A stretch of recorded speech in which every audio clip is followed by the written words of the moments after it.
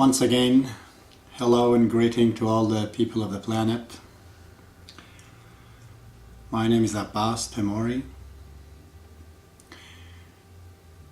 In this third episode, we're going to continue the discussion by essentially I try to touch very briefly the underlying grand scheme that deals with the evolution of thoughts and ideas. We wonder where the idea comes from. What's the mechanism involved? I remember a long time ago, sometimes around 83, 82, when I was in India, I had the privilege to be, I think one night with Dr. Munji, who would be the chairman of the National Spiritual Assembly of the Baha'is of India.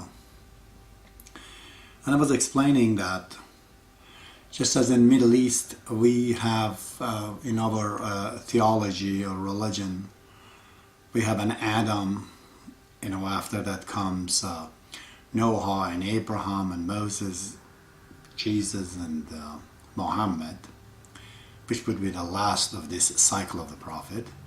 The same had existed in Iran, in Zoroastrianism, where the first Adam in that religion would be Qumars, and I think comes with people such as Feridun, Jamshid, and others possibly. And the last one of them would be Zoroaster, which his book is known as, to be called as Avesta. I was saying the same thing was in India, but a lot longer. Like the history in Middle East about the Adam would be somewhere about 6,000 years ago. But when we go in India, it's more like 12,000 years ago. A date that coincides with the writing of His Holiness the Bab, which he estimates is 12,000 years. There, the Adam is called Manu. Manu Surati, such book is called the Book of Manu, it can be found on the internet. And in that line of the prophets, you have, Rama, you have Krishna, and the last one of them is Buddha. And he was saying there were two lines in North America and in Africa, which we do not know much about it. Today I'm going to concentrate more on the Middle East and to see what is happening from the beginning of Adam right till now, at least according to my opinion. I think it should be obvious that the ideas would have come from questions. People would ask themselves questions at a time of need, at a time of danger, at a time of real dire necessities, as to how to find a solution, and ideas sparkles out.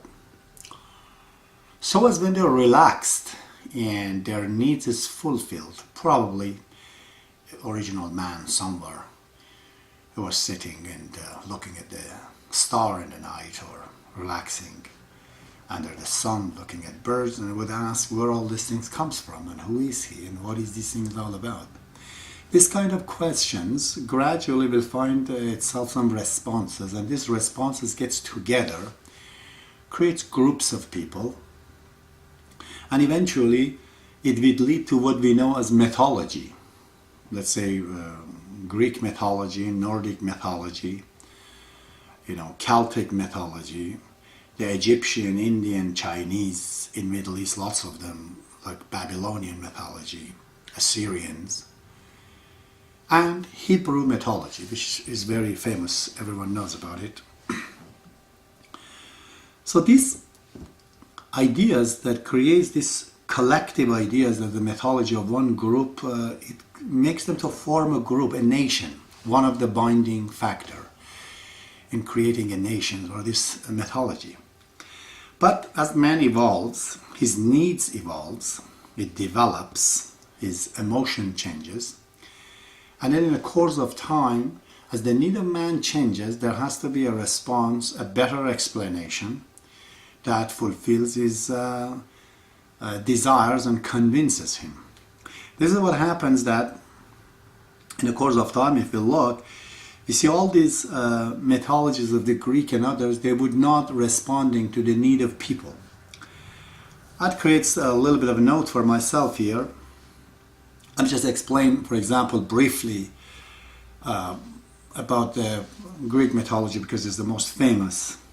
It is written in the book all over that in the beginning, according to Greek mythology, there's Gaia, the female goddess of the earth, marries her own son. Can you imagine? Her own son.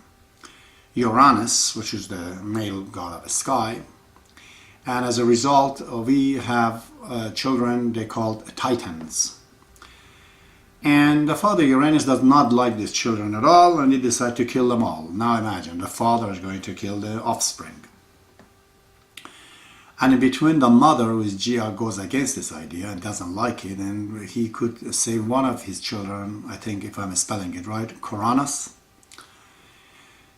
And Coronis takes a weapon, a sickle, and kills his father. Now, Coronis, which is the offspring of these two gods and goddesses, marries his own sister again, this time. It's called Rhea. And they have 5 kids. And Mr. Coronis, was also afraid of his own children because of the prediction of his own father, one of the children will kill him. So he decided to, according to this myth, to swallow them all, digest them and kill them and eat them. And again, the mother Rhea comes and helps one of the children called Zeus, the great god of the Greek mythology. He saves the child, and later on this child comes back at home and do through some schemes and get rid of the Coronis. There's a huge fight between these gods, Titans, and the new gods. And finally Zeus wins over and kills all of them and divides the whole universe between himself as to be the god of the gods of Olympus, and his one of the brother Poseidon would be the god of the sea, and Pluto, the god of underworld. And Master Zeus also, which is the third line in these gods, he marries his own sister again, Hera, the god of marriage. And then comes the time, of course, to the creation of man. And he himself is not involved in that, but he has a couple of titans that didn't kill them because they helped him out to get rid of the other titans. One of them is Prometheus, very famous Prometheus. He was become responsible to create man. Apparently he creates man in the form of female, in the form of male.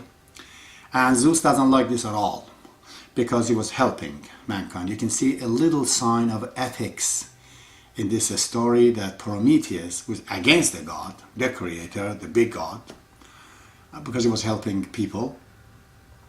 And Zeus doesn't like this and put him somewhere in a mountain, chain him, and put an eagle to eat him up.